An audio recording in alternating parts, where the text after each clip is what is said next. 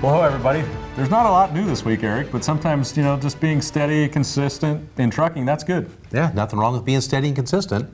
Talking about consistent, freight remains strong. We've been saying that week over week. We turned down well over 15,000 loads last week. That's amazing. Yeah, that's partially because our bid awards are coming in. They're becoming effective right now. So we're seeing some network adjustments. We've got to move some trailers from one shipper to another, maybe one receiver to another. I know that can be a little bit of a hassle, so thank you for helping operations out with those trailer moves.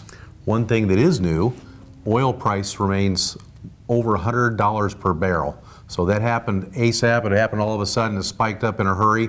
The cost is up well over $1 per gallon. So I did want to say thank you for your fuel compliance. Very important, and thank you for managing your idle as well.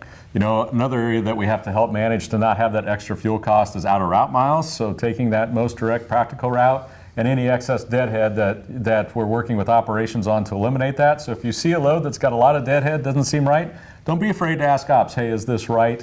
And then another area you can help us with is proper tire inflation. We lose MPG when we have underinflated tires. Hey, speaking of underinflated tires, hats off to our inspection lanes at our fuel islands. I'm hearing a lot of props from our drivers, so thank you for our techs out there, and thank you drivers for getting through the lanes.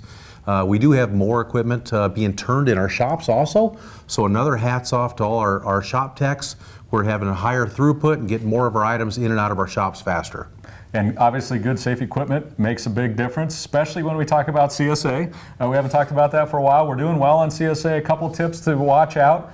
Watch when you have those restricted lanes, sometimes going through cities, other areas. Make sure you're not in a restricted lane. Obey traffic control device. Sometimes that has to do with the lane you're in, other things too. And then of course, construction season starting. I don't know that it ever ends.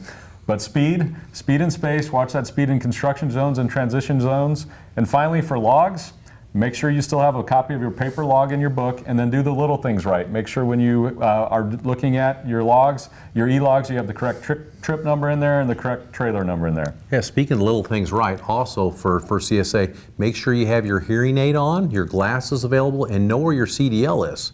Other than that, we've had a very good month for safety so far, so thank you for being safe, putting safety first and foremost. Another thing we're just consistent at, right? Which is a good thing. So thank you everybody, and safe travels.